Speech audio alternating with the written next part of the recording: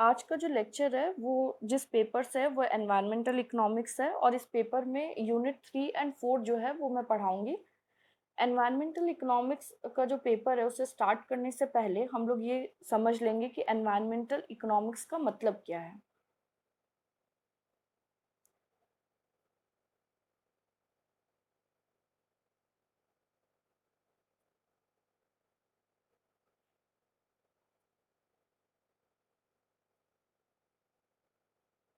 Environmental economics में दो terms है, एक है एनवायरनमेंट, एक है इकोनॉमिक्स। एनवायरनमेंट मतलब पर्यावरण, जो भी आपके आसपास है, सराउंडिंग में है, वो सब एनवायरनमेंट में आता है, चाहे वो लिविंग हो चाहे नॉन लिविंग हो। इकोनॉमिक्स मतलब किसी भी चीज़ को अगर हम मैनेज करने की कोशिश कर रहे हैं। इन शॉर्ट अगर सबसे सिंपल वर्ड्स में समझने की कोशिश करें तो हम अपनी आर्थिक गतिविधियों का जो प्रभाव पर्यावरण पर पड़ रहा है उसको मैनेज करने की कोशिश कर रहे हैं, रेगुलेट करने की कोशिश कर रहे हैं। तो एनवायरमेंटल इकोनॉमिक्स जो है वो तीन चीज़ों पे फोकस करता है। फर्स्ट है impact of the economy on the environment.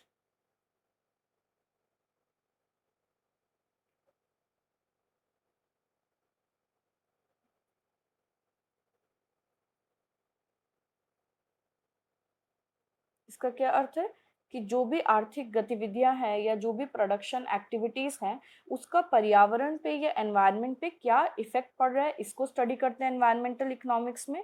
दूसरा है the significance of the environment to the economy.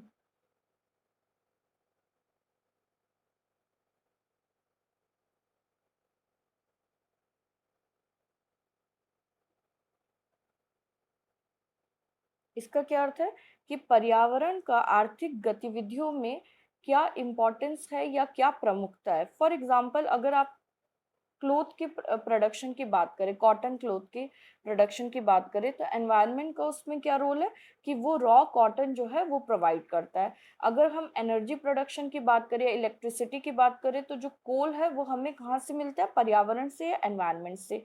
तो पहला था कि आर्थिक गतिविधियों का या इकोनॉमिक एक्टिविटीज का पर्यावरण या एनवायरनमेंट पर क्या असर पड़ता है। दूसरा है कि एनवायरनमेंट इकोनॉमिक एक्टिविटीज में क्या रोल प्ले करता है, जिसमें सबसे इम्पॉर्टेंट रोल है रॉ मटेरियल्स एनवायरनमेंट से हमें मिलते हैं, जिसे यूज करके हम अलग अलग गुड्स एंड सर्विसेज को प्रोड्यूस करते हैं। तीसरा पॉइंट है कि किस प्रकार से हम एनवायरनमेंट या इकोनॉमिक एक्टिविटीज को रेगुलेट करते हैं, जिससे कि एनवायरनमेंट, इकोनॉमिक एक्टिविटीज और सोशल गोल्स के बीच में एक बैलेंस हम बना पाए। To regulate the economic activity so as to make balance between environment, economic and other social goals. Regulate क्यों किया जाता है? Economy, environment and social goals, इनके बीच में एक बैलेंस ताकि हम अचीव कर सकें। ये तीन एस्पेक्ट हैं जिसपे कि एनवायरमेंटल इकोनॉमिक्स फोकस करता है। पहला, इकोनॉमी का एनवायरनमेंट पे क्या इम्पैक्ट पड़ता है। दूसरा, एनवायरनमेंट का क्या रोल है इकोनॉमिक एक्टिविटीज में। तीसरा, जो इकोनॉमिक एक्टिविटीज की वजह से एनवायरनमेंट पे दुष्प्रभाव पड़ता है या इम्पैक्ट पड़ता है, उसको रेगुलेट किस प्रकार से किया जाता है गवर्नमेंट या सरकार के द्वारा, ताकि एनवायरनमेंट, पर्यावरण, इकोनॉमिक एक्टिविटीज, अर्थव्यवस्था और सोशल गोल्स, जो सामाजिक गोल्स हैं, उन तीनों में बैलेंस कैसे अचीव किया जा सके। नेक्स्ट है कि अगर हम इकोनॉमिक्स की बात करते हैं तो इकोनॉमिक्स जो है उसके दो फंडामेंटल यूज हैं।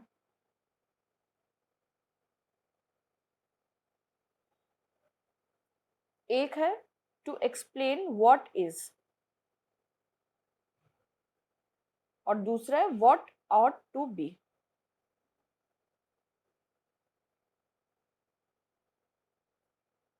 इसका क्या मतलब है, इसको एक एग्जाम्पल से समझते हैं। इकोनॉमिक्स दो चीजों को एक्सप्लेन करने की कोशिश करता है। एक तो व्हाट इज का क्या मतलब है कि जैसी भी परिस्थितियां हैं, फॉर एग्जाम्पल अगर हम मुद्रास्फीति की बात करें या इन्फ्लेशन की, और ये मान लें कि किसी समय काल में फूड इन्फ्लेशन 9% है, तो ये सिचुएशन कैसी है, व्हाट इज, कि कैसी सिचुएशन है, या बिना किसी इंटरफेरेंस के इकोनॉमिक्स में या आप कह सकते हैं किसी अर्थव्यवस्था में, इकोनॉमी में किस प्रकार की सिचुएशन है या एनवायरनमेंट की कैसी सिचुएशन है, एयर पोल्यूशन की कैसी सिचुएशन है, या ग्लोबल वार्मिंग किस स्टेट पे है, ये सारी सिचुएशन है व्हाट इज की। व्हाट ऑट टू में क्या होना चाहिए इसकी हम बात करते हैं। अगर हम एग्जांपल लें मुद्रास्फीति का और 9% की बात करें फूड इन्फ्लेशन की, तो व्हाट ऑट टू बी में इन्फ्लेशन टारगेटिंग है हमारा 4% ±2%। तो ये कंडीशन है व्हाट ऑट टू बी, क्या होना चाहिए। तो इकोनॉमिक्स बात करता है कि परिस्थिति कैसी है व्हाट इज, और दूसरी तरफ बात करता है कि क्या होना चाहिए what ought to be. What is में हम एनालाइज करते हैं कि सिचुएशन क्या है, व्हाट ऑट टू बी में हम ऐसी नीतियों का निर्माण करते हैं, ऐसी पॉलिसीज बनाते हैं जिससे कि जो डिजायर्ड गोल है, जो सिचुएशन हमें चाहिए वो हम अचीव कर सके। व्हाट इज को कहा जाता है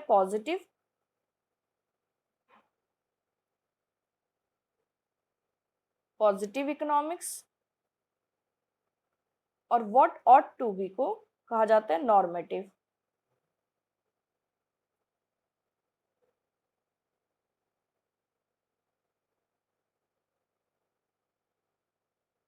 तो एक ब्रांच होगी पॉजिटिव इकोनॉमिक्स की और दूसरी ब्रांच होगी नॉर्मेटिव इकोनॉमिक्स की। ये होगी बात इकोनॉमिक्स की। अब हम बात करते हैं एनवायरमेंटल प्रॉब्लम्स की बात करते हैं, क्योंकि हम एनवायरमेंटल इकोनॉमिक्स में एनवायरमेंटल प्रॉब्लम्स की बात करते हैं।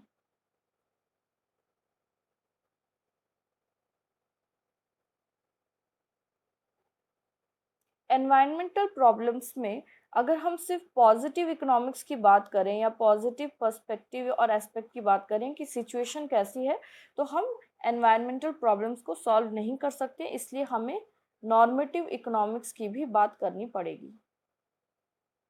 तो एनवायरमेंटल प्रॉब्लम्स किस चीज को देखता है, पॉजिटिव प्लस नॉर्मेटिव इकोनॉमिक्स को।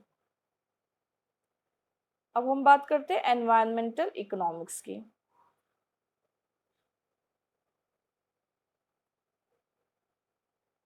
एनवायरमेंटल इकोनॉमिक्स का जो बेसिस है कि क्यों इस ब्रांच की ज़रूरत पड़ी, या एनवायरमेंटल प्रॉब्लम्स को सॉल्व करने के लिए इकोनॉमिक्स की ज़रूरत क्यों पड़ी, इसका जो बेसिस है वो है मार्केट फेलियर।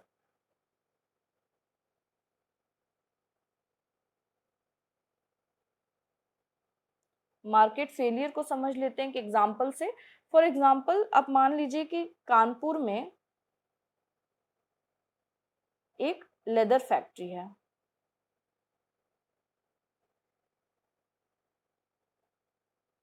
इस लेदर फैक्ट्री से जो भी टॉक्सिक्स निकल रहे हैं वो डिस्चार्ज हो रहे हैं पास के एक रिवर में। ये रिवर बॉडी है, इसमें टॉक्सिक रिलीज हो रहा है, टॉक्सिक वेस्ट, जो इंडिकेट करता है वाटर पोल्यूशन को। ये जो वाटर पोल्यूशन हो रहा है, अगर इस रिवर बॉडी में कुछ फिशरमैन है जो मछली पकड़ते हैं, जिनका लाइवलीहुड उस पर डिपेंडेंट है, या डायरेक्टली वाटर कंज्यूम किया जाता है, सप्लाई किया जाता है इस रिवर बॉडी से, तो ये क्या शो करता है कि ये जो प्रोडक्शन एक्टिविटी है जहाँ पे लेदर प्रोड्यूस हो रहा है, इसका नेगेटिव इम्पैक्ट एनवायरनमेंट पे पड़ रहा है, और इसको कहते हैं नेगेटिव एक्सटर्नैलिटी। एक्सटर्नैलिटी का क्या मतलब है, थर्ड पार्टी इम्पैक्ट। अगर किसी भी प्रोडक्शन एक्टिविटी से जो थर्ड पार्टी है, जो उसमें इन्वॉल्व नहीं है, उस पर अगर किसी भी प्रकार का प्रभाव पड़ता है तो उसे हम कहते हैं एक्सटर्नैलिटी।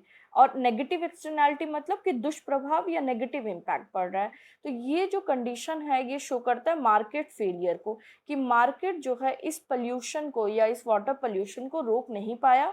इसलिए एनवायरमेंटल इकोनॉमिक्स की जब हम बात करते हैं तो यहाँ पे हम किस चीज़ की बात करें, मार्केट फेलियर की। मार्केट फेलियर जो है बेसिस है एनवायरमेंटल इकोनॉमिक्स का। तो अगर इसका फिर सोल्यूशन क्या है, मार्केट फेलियर अगर है तो यहाँ पे रिक्वायरमेंट है गवर्नमेंट इंटरवेंशन की।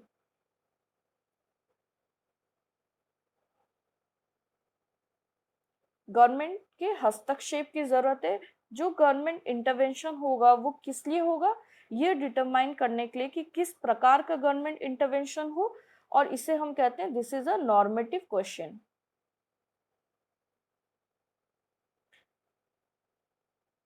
अगर मार्केट फेलियर की वजह से नेगेटिव एक्सटर्नैलिटी है या पर्यावरण पे किसी प्रकार का दुष्प्रभाव पड़ा है जो किसी थर्ड पार्टी को इम्पैक्ट करता है, तो उसके लिए हम गवर्नमेंट इंटरवेंशन की ज़रूरत है।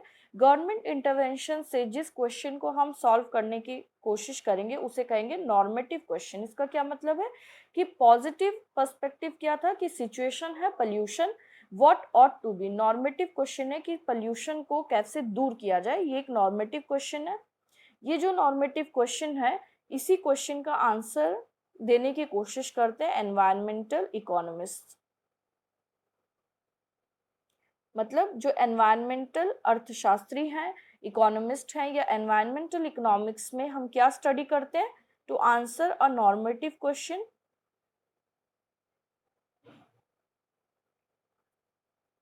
Regarding environmental problems.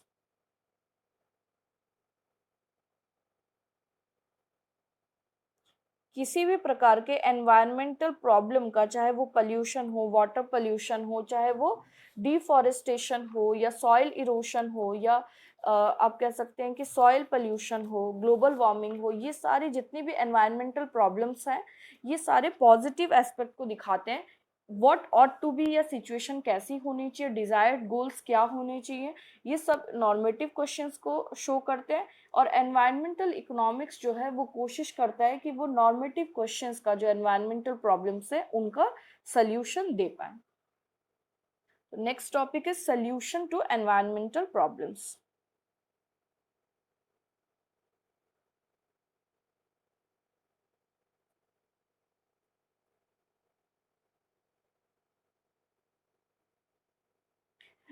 Environmental problems क्या है, उसके कुछ एग्जांपल समझ लेते हैं। अगर एयर पोल्यूशन है, water pollution,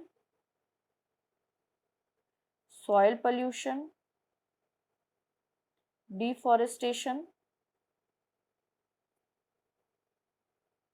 soil erosion,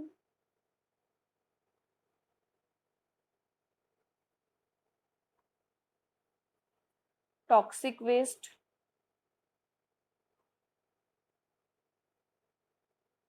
global warming,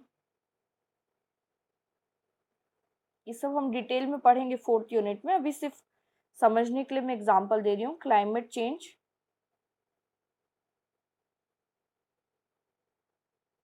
biodiversity loss,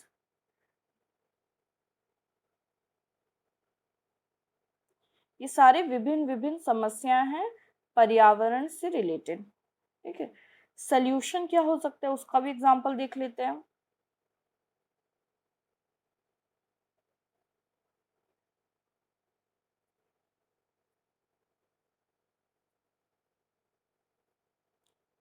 incentives to pollute less, अगर किसी प्रकार का प्रोत्साहन दिया जा रहा है, चाहे वो मॉनेटरी हो या किसी और प्रकार से हो, तो उसे हम कहते हैं इंसेंटिव टू पल्यूट लेस। अगर पोल्यूशन कम करने पे किसी प्रकार का बेनिफिट होगा तो उसे हम कहेंगे इंसेंटिव्स टू पल्यूट लेस। ये एक तरीका हो सकता है। परमिट ट्रेडिंग, परमिट ट्रेडिंग का क्या अर्थ है, सिंपली समझते हैं इसको, डिटेल में हम पढ़ेंगे। परमिट ट्रेडिंग का मतलब है, for example 1 ton CO2 emission अगर आपने रिड्यूस किया तो उसके बदले आपको एक सर्टिफिकेट मिलेगा, जिसे हम कह सकते हैं 1 CER, या सर्टिफिकेट ऑफ एमिशन रिडक्शन, जिसे आप मार्केट में बेच सकते हैं। तो इसे कहते हैं परमिट ट्रेडिंग। नेक्स्ट एग्जांपल हो सकता है पोल्यूशन टैक्स। अगर पोल्यूशन पे किसी प्रकार का कर लग रहा है तो इस प्रकार से भी हम सॉल्व कर सकते हैं प्रॉब्लम को। कंजर्वेशन ऑफ बायोडाइवर्सिटी,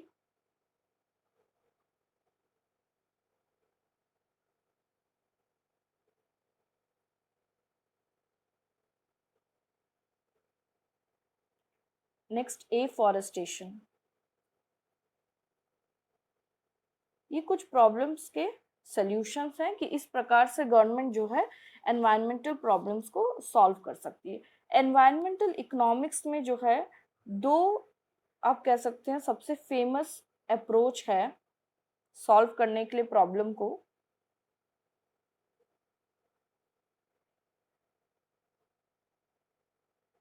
एक है कमांड एंड कंट्रोल अप्रोच।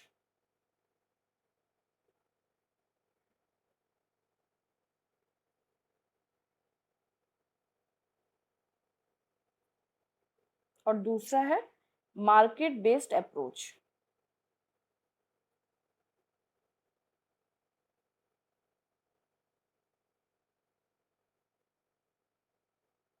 तो ये दो तरीके हैं या दो अप्रोच है जिससे कि एनवायरमेंटल इकोनॉमिस्ट जो हैं एनवायरमेंट प्रॉब्लम्स को सॉल्व करने के लिए सॉल्यूशंस देते हैं या मॉडल्स बनाते हैं। एक है कमांड एंड कंट्रोल अप्रोच और दूसरा है मार्केट बेस्ड अप्रोच। आज का जो क्लास है उसमें हम स्टार्ट करेंगे कमांड एंड कंट्रोल अप्रोच से, क्योंकि ये कन्वेंशनल अप्रोच है या ट्रेडिशनल अप्रोच है। कन्वेंशनल और ट्रेडिशनल। कन्वेंशनल और ट्रेडिशनल का क्या अर्थ है कि जो परंपरागत रूप से चला आ रहा है, मतलब सबसे पहले जब एनवायरमेंटल इकोनॉमिक्स में इकोनॉमिक्स की हेल्प से एनवायरमेंटल प्रॉब्लम्स को सॉल्व करने की कोशिश की गई थी, तो जो सबसे पहला अप्रोच अपनाया गया था वो था कमांड एंड कंट्रोल अप्रोच। इसलिए से कन्वेंशनल भी कहते हैं, जो कि आसान तरीका है, और ट्रेडिशनल क्योंकि ये one of the first method है जिससे कि एनवायरमेंटल प्रॉब्लम्स को सॉल्व करने के लिए मॉडल्स बनाए गए थे। पहले समझ लेते हैं कमांड एंड कंट्रोल अप्रोच जो है इसका ओरिजिन क्या है। दो तरीके के मॉडल थे, पब्लिक गुड मॉडल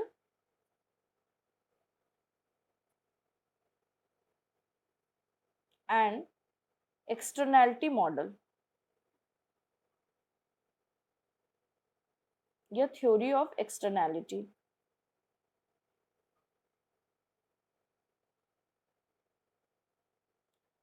इन दोनों ही तरीकों ने, पब्लिक गुड मॉडल और एक्सटर्नैलिटी थ्योरी ने, ये एस्टैब्लिश किया कि जो पॉल्यूशन है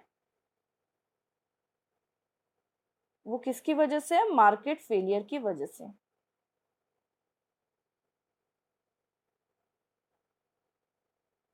public good model and externality theory जो है ये भी एनवायरमेंटल इकोनॉमिक्स के अप्रोच हैं या मॉडल हैं। इन्होंने एस्टैब्लिश किया, इन दोनों थ्योरी और मॉडल ने, कि pollution is a result of market failure. Market failure की वजह से जो है वो पोल्यूशन की प्रॉब्लम आती है। और क्यों आती है, because of absence of property right.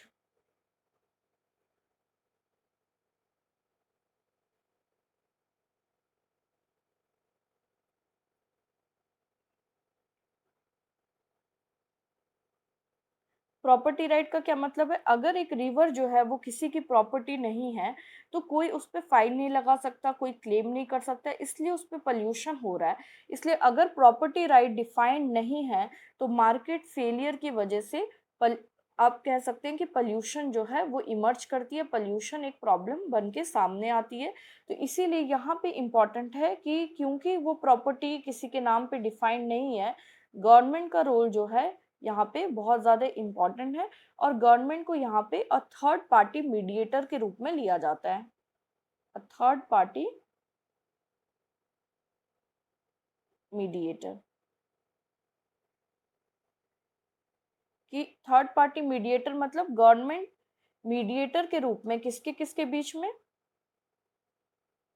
एक जो पोल्यूशन कर रहे हैं और दूसरे जिन पे इम्पैक्ट या नेगेटिव एक्सटर्नैलिटी हो रही है। एक जो पोल्यूशन कर रहे हैं, दूसरा जिन पे इम्पैक्ट हो रहा है। और इसको सॉल्व करने के लिए इस प्रॉब्लम को गवर्नमेंट जो है वो थर्ड पार्टी मीडिएटर के रूप में काम करता है, क्योंकि प्रॉपर्टी राइट्स जो है वो डिफाइंड नहीं है। ओके, इसके आगे हम समझते हैं कमांड एंड कंट्रोल अप्रोच जो है वो एक कन्वेंशनल सॉल्यूशन है, और वो ऐसी पब्लिक पॉलिसीज को बनाता है जहाँ पे जो पॉलिटिकल अथॉरिटीज हैं, फॉर एग्जाम्पल यहाँ पे पॉलिटिकल अथॉरिटी क्या है, गवर्नमेंट है। गवर्नमेंट ऐसे रूल्स रेगुलेशन बनाती है, रूल्स एंड रेगुलेशन जो कि कानूनी तौर पे मैंडेटरी हैं। इसका क्या मतलब है, गवर्नमेंट ऐसे रूल्स एंड रेगुलेशन बनाती है जो अकॉर्डिंग टू लॉ मैंडेटरी है, मतलब आप उनसे बच नहीं सकते और आपको ओबे करना ही पड़ेगा। सरकार के द्वारा जो भी नियम बनाए जाएंगे उसका पालन करना पड़ेगा। जो उसका पालन नहीं करेगा उसको मॉनेटरी फाइन या पनिशमेंट जो है उस पे लागू होगी। फॉर एग्जाम्पल, अगर पल्यूटर को ये कहा जाता है कि गवर्नमेंट ने ये रूल बनाया कि आपको अपना पॉल्यूशन जो है वो 5% रिड्यूस करना है। फॉर एग्जाम्पल, एक कोल फैक्ट्री या थर्मल पावर फैक्ट्री जो कोल का यूज करती है, 5% आपको एमिशन रिडक्शन करना है। अगर ये 5% रिडक्शन नहीं होता तो गवर्नमेंट इस पे पेनल्टी या फाइन लगा सकती है। कमांड एंड कंट्रोल अप्रोच का मतलब है, जैसा कि इसका नाम है, कमांड मतलब आदेश देना, कंट्रोल मतलब किसी चीज को रोकने की कोशिश करना। तो अगर पोल्यूशन है तो government command and control approach के थ्रू ऐसी लॉज, ऐसे कानून का आप कह सकते हैं बनाती है, इनैक्टमेंट करती है, जिससे कि फॉलो करना मैंडेटरी है। मतलब कानूनी तौर पे बाध्यता है कि आपको जो भी रूल्स एंड रेगुलेशन बने हैं उसको फॉलो करना पड़ेगा। नेक्स्ट, जो भी रूल्स एंड रेगुलेशन बनते हैं वो किसी स्टैंडर्ड के आधार पे बनते हैं कि किस कौन कौन से टाइप के रूल्स बन सकते हैं, तो उसे हम कहते हैं डिफरेंट टाइप्स ऑफ स्टैंडर्ड्स।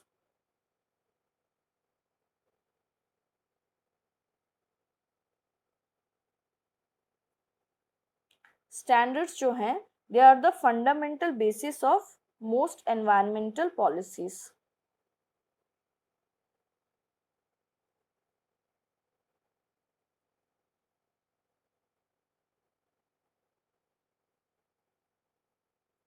इसका क्या मतलब है?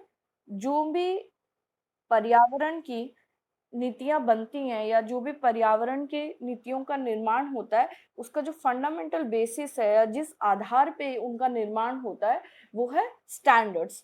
किसी एक स्टैंडर्ड के आधार पर ही एनवायरमेंटल पॉलिसीज जो हैं उनका गठन होता है। तो इनके डिफरेंट डिफरेंट टाइप्स जो हैं स्टैंडर्ड्स के, उसको देख लेते हैं, types of standards.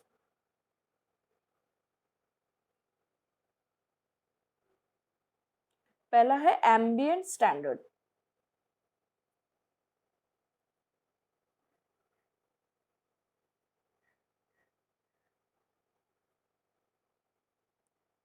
A standard that designates the quality of the environment to be achieved, typically expressed as a maximum allowable pollutant concentration। Ambient का मतलब है कि कितना पोल्यूशन जो है वो अलाउ किया जाएगा और क्वालिटी ऑफ एनवायरनमेंट क्या होगा। फॉर एग्जांपल, अगर हम एयर क्वालिटी की बात करें, कई बार आप लोगों ने न्यूज़पेपर में पढ़ा होगा कि एयर क्वालिटी एम्बियंट की बात की जा रही है। एम्बियंट मतलब कि क्या स्टैंडर्ड होना चाहिए, क्या क्वालिटी होनी चाहिए पर्यावरण की। अगर एयर क्वालिटी का एग्जांपल ले तो एयर क्वालिटी क्या होनी चाहिए, उसका एक स्टैंडर्ड जो है वो अगर निर्धारित किया गया है तो वो किसके अंतर्गत आएगा? एम्बियंट स्टैंडर्ड के अंतर्गत, जिसमें ये लागू किया जाता है कि कितना पल्यूटेंट कॉन्सेंट्रेशन। फॉर एग्जांपल, हम अगर सल्फर डाइऑक्साइड की बात करें और ये एक हार्मफुल गैस है, या कार्बन डाइऑक्साइड की बात करें जो कि हार्मफुल गैस है, तो इसका कितना प्रतिशत या कितना अमाउंट जो है वो एयर में एग्जिस्ट कर सकता है। जब इस प्रकार के स्टैंडर्ड अलग अलग कंट्रीज के द्वारा बनाए जाते हैं तो उसे हम कहते हैं ambient standard. Next is technology based standard.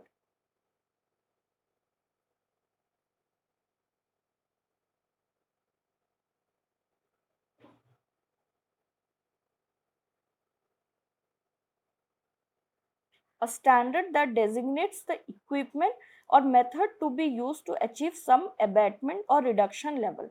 For example, इसको हम एग्जाम्पल से समझते हैं।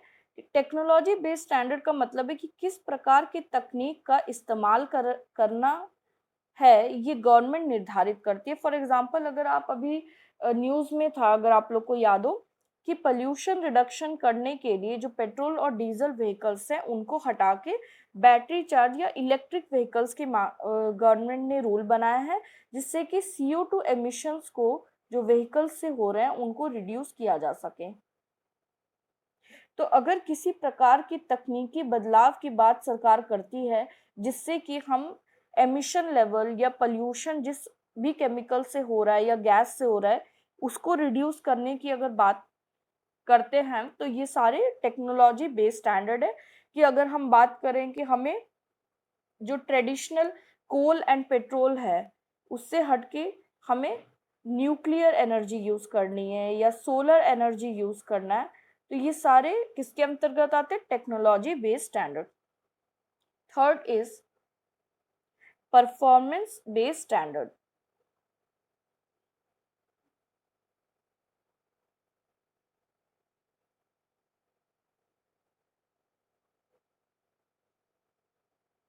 A standard that specifies a pollution limit to be achieved but does not stipulate the technology।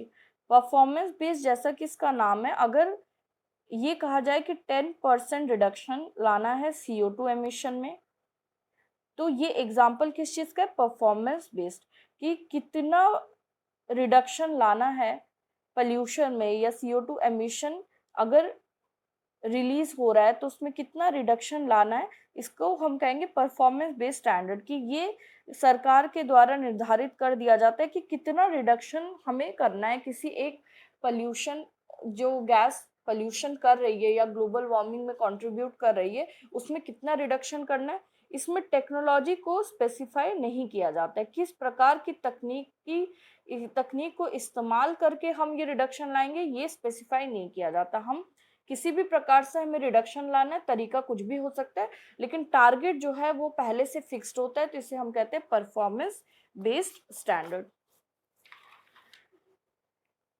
Next question है कि are environmental standards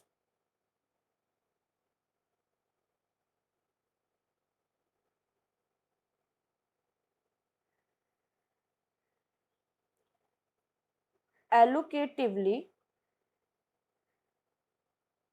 efficient।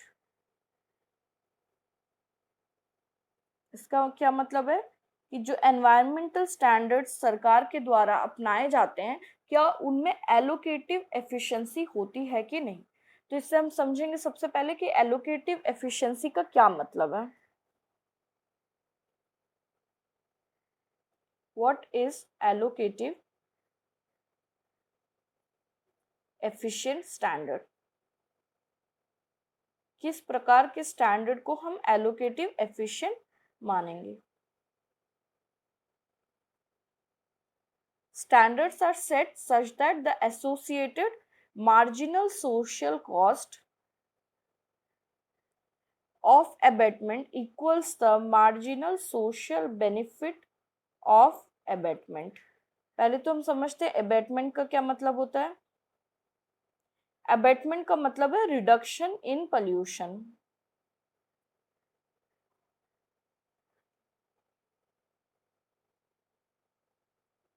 Abetment एक technical term है जिसका मतलब है कि अगर हम पॉल्यूशन में रिडक्शन की बात कर रहे हैं, उसे कम करने की बात कर रहे हैं, तो उसे कहते हैं अबेटमेंट।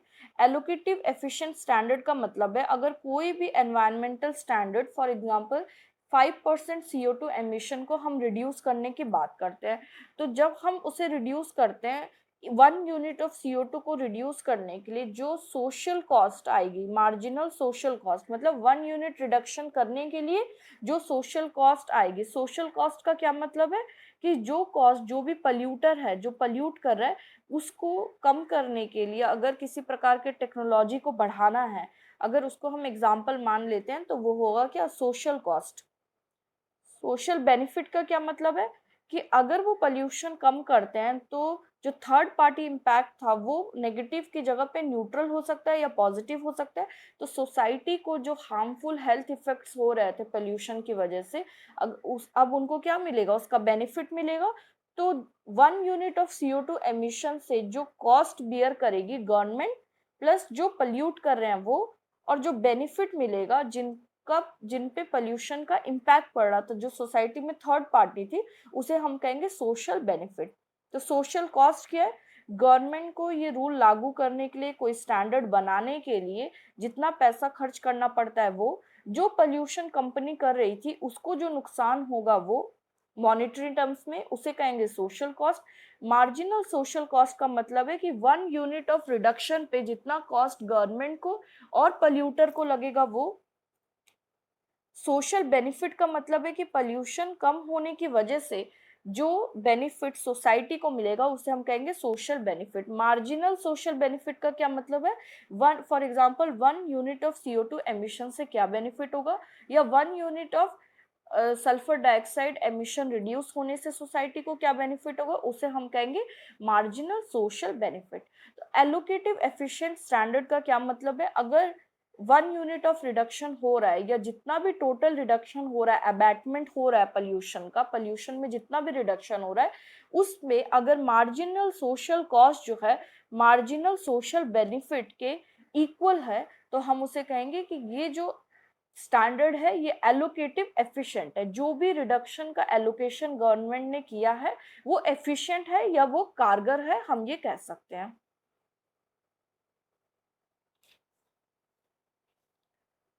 अब हम समझते हैं कि मार्जिनल एबेटमेंट कॉस्ट को हम ग्राफिकली कैसे प्रेजेंट कर सकते हैं।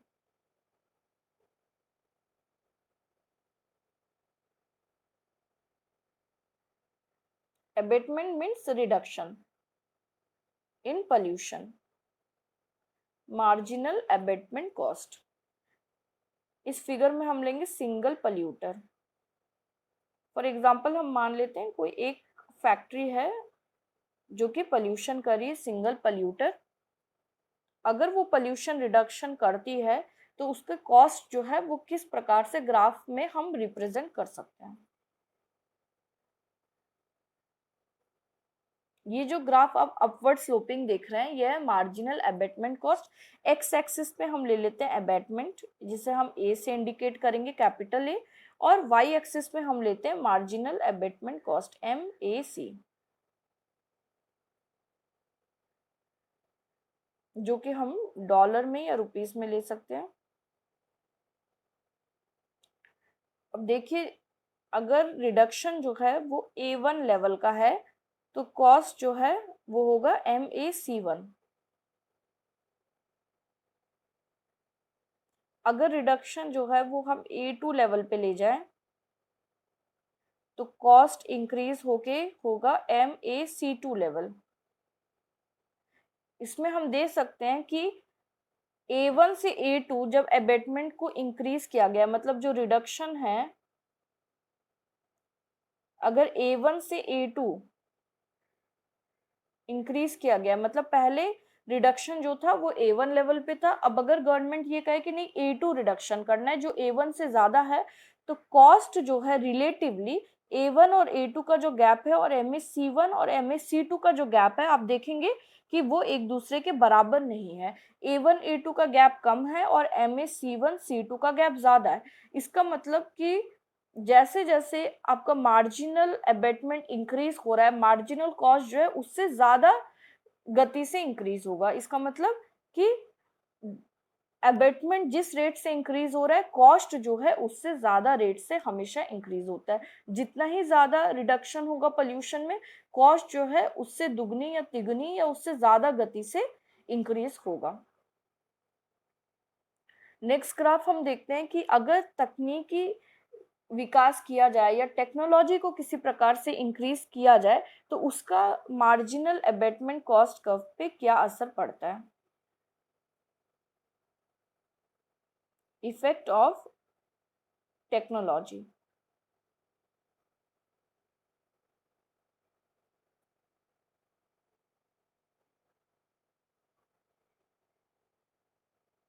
एक्स एक्सिस में हम लेंगे एबेटमेंट, वाई एक्सिस में लेंगे मार्जिनल एबेटमेंट कॉस्ट, रिडक्शन से होने वाला कॉस्ट कितना है।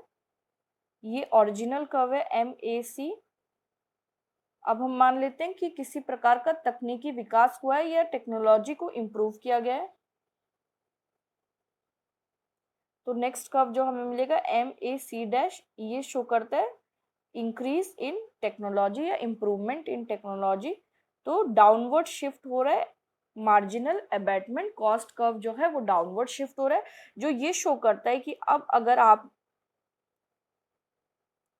एबेटमेंट को इंक्रीज कर रहे हैं A1 से A2, तो पहले कॉस्ट जितना इंक्रीज हो रहा था उसके रिलेशन में कॉस्ट जो है अब कम इंक्रीज होगा। तो जैसे जैसे टेक्नोलॉजी इंक्रीज होती है अबेटमेंट कॉस्ट जो है वो भी आपका पहले की अपेक्षा रिड्यूस होगा for the same level of abetment.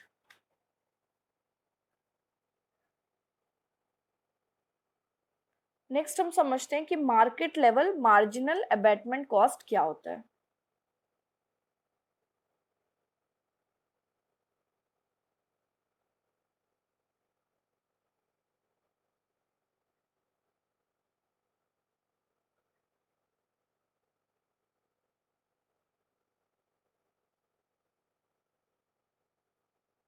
For example market में जो है वो n नंबर ऑफ पल्यूटर्स हैं, जो पल्यूटर्स हैं वो सिंगल नहीं है, बहुत ज्यादा पल्यूटर्स हैं, तो हॉराइजॉन्टली मतलब इस प्रकार से अलग अलग पल्यूटर्स के पल्यूटर 1 पल्यूटर 2 पल्यूटर 3 इन तीनों के एमएसी या मार्जिनल एबेटमेंट कॉस्ट को जब जोड़ा जाता है तो जो लाइन हमें मिलेगी वो शो करेगी कि टोटल मार्जिनल एबेटमेंट या market level marginal abatement cost क्या है।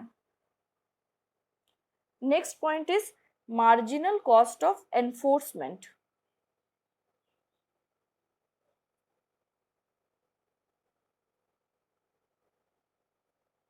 एनफोर्समेंट का क्या मतलब है, अगर सरकार के द्वारा लागू किया जा रहा है कोई स्टैंडर्ड तो उसके लिए सरकार को भी पैसे खर्च करने पड़ेंगे ताकि वो मेंटेन किया जा सके वो रूल, तो इसे कहते हैं marginal cost of enforcement. Marginal cost में मैंने आप लोग को बताया था दो कंपोनेंट होते हैं, एक पल्यूटर साइड से कि पल्यूटर को जो नुकसान होता है मॉनेटरी टर्म्स में, दूसरा सरकार को किसी भी रूल को लागू करने के लिए जो पैसे लगाने पड़ते हैं, जो मॉनेटरी खर्च करना पड़ता है, एक्सपेंडिचर करना पड़ता है, उसे हम कहते हैं मार्जिनल कॉस्ट ऑफ एनफोर्समेंट। ये किया जाता है गवर्नमेंट के द्वारा। Market level marginal abatement cost होता है पल्यूटर्स के द्वारा। क्लियर है, दो कंपोनेंट है एबेटमेंट कॉस्ट के।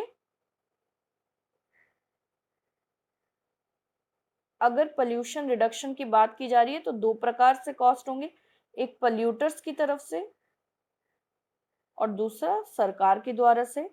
जो पल्यूटर्स की तरफ से उसको हम कहते हैं MAC market, MKT, market level marginal abatement cost जो पल्यूटर्स के द्वारा किया जा रहा है। जो गवर्नमेंट के द्वारा किया जा रहा है उसे कहते हैं marginal cost of enforcement, MCE, marginal cost of enforcement.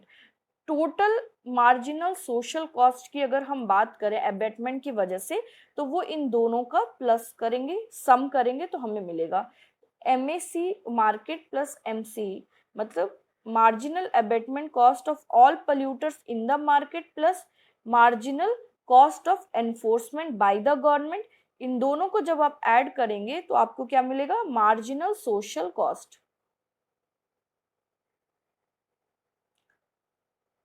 अब हमको इसको ग्राफिकली देख लेते हैं कि किस प्रकार से ग्राफिकली इसको प्रेजेंट किया जाता है। एक्स एक्सिस पे हम लेंगे अबेटमेंट, वाई एक्सिस में लेंगे हम मार्जिनल सोशल कॉस्ट।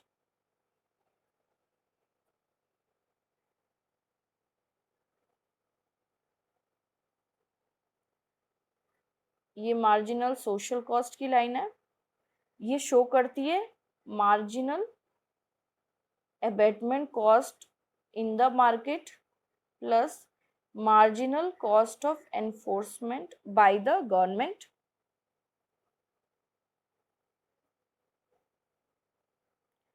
यह हमें किस प्रकार से मिली है, ये जो लाइन आप डॉटेड लाइन देख रहे हैं ये दिखाता है MAC मार्केट, मतलब मार्जिनल अबेटमेंट कॉस्ट जितने भी पल्यूटर्स हैं उन सबको जोड़ के ये लाइन मिली है।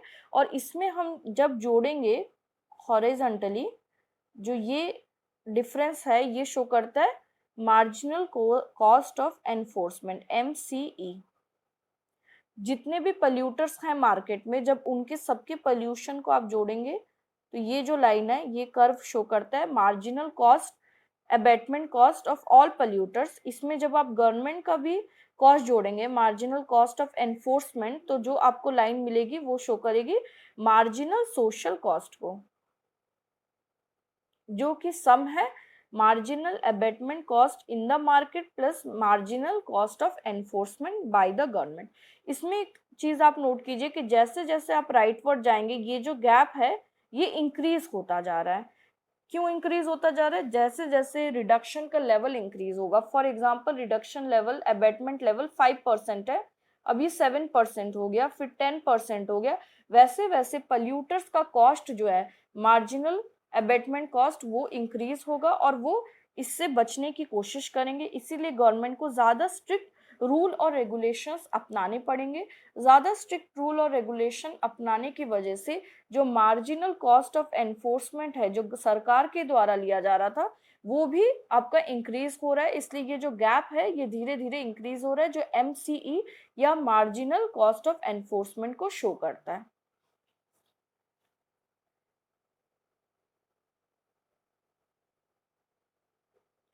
अभी तक आप लोग को सब अगर क्लियर है तो हम लोग कंटिन्यू करते हैं। अगर किसी को कोई डाउट है तो आप लोग पूछ सकते हैं। किसी को कोई डाउट है अभी तक जो भी समझाया गया है?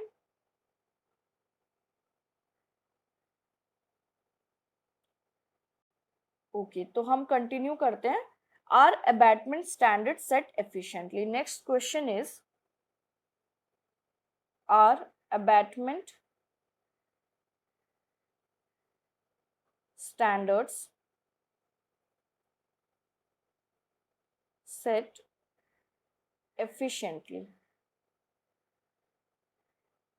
क्या जो अबैटमेंट स्टैंडर्ड्स हैं अगर हम कहें for example 5% CO2 emission reduce करने की बात करें for a polluter in a certain area, किसी एक एरिया में किसी पल्यूटर के द्वारा अगर सरकार ने ये नियम बनाया कि 5% कार्बन डाइऑक्साइड जो है उसका रिडक्शन या अबैटमेंट होना चाहिए, तो क्या ये जो स्टैंडर्ड गवर्नमेंट एलोकेट करती है वो एफिशिएंट है कि नहीं है?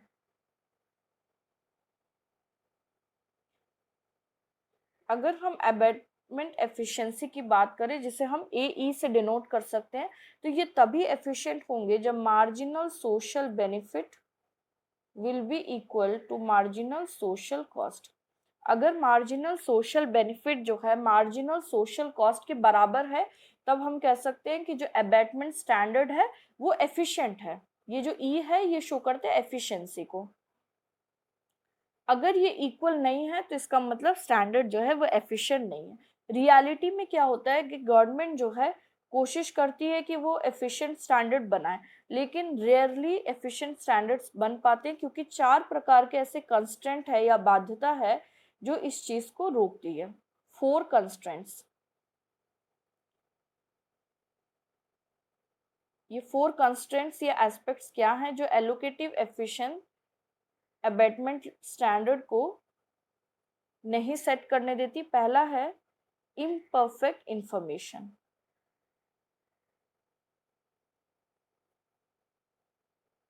इम्परफेक्ट इंफॉर्मेशन का क्या मतलब है? फॉर एग्जाम्पल एक रीजन और दूसरे रीजन के बीच में मार्जिनल सोशल कॉस्ट और मार्जिनल सोशल बेनिफिट अलग अलग रीजन्स के लिए क्या है, ये अगर सही तरीके से इसकी इंफॉर्मेशन अवेलेबल नहीं है तो इसे कहते हैं इम्परफेक्ट इंफॉर्मेशन। अगर इन दोनों की इंफॉर्मेशन अलग रीजन के लिए अलग है और गवर्नमेंट ने पूरी इकोनॉमी के लिए कोई एक स्टैंडर्ड बनाया है तो वो कभी भी एफिशिएंट अबैटमेंट स्टैंडर्ड नहीं होंगे। Second is regional differences.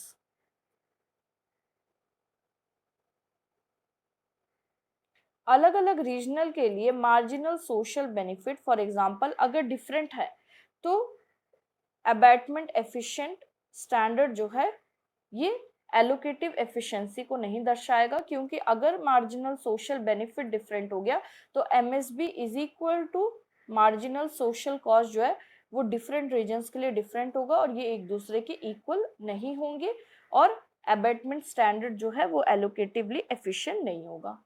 Next is non uniformity of pollutants.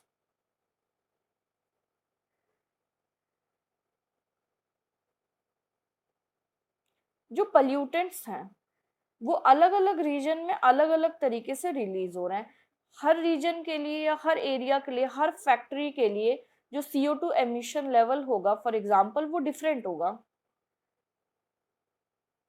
और डिफरेंट होने की वजह से जो स्टैंडर्ड बनाए जाएंगे वो एलोकेटिवली एफिशिएंट नहीं होंगे। Last is legislative constraint.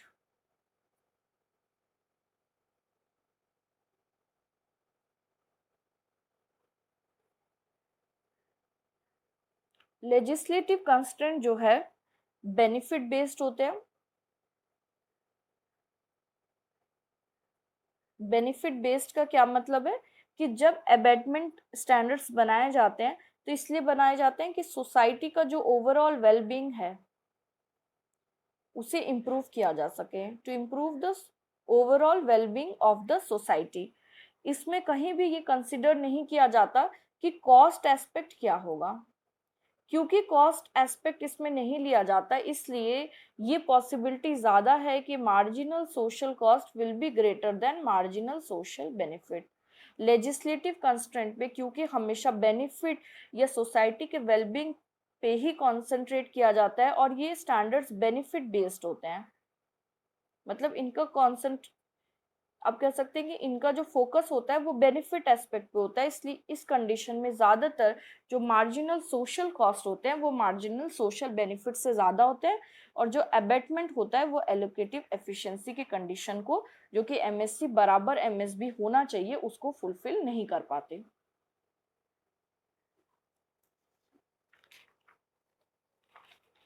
Graphically हम इसी चीज को समझते हैं। Setting N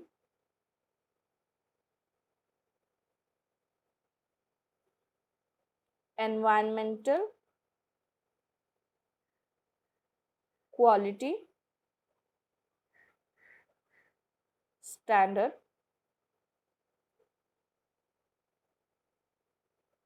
that is allocatively efficient। Graphically हम इसे किस तरीके से देख सकते हैं कि अगर हम कोई एनवायरमेंटल क्वालिटी स्टैंडर्ड बना रहे हैं तो वो एलोकेटिवली एफिशिएंट है कि नहीं, इसको हम ग्राफिकली देखेंगे।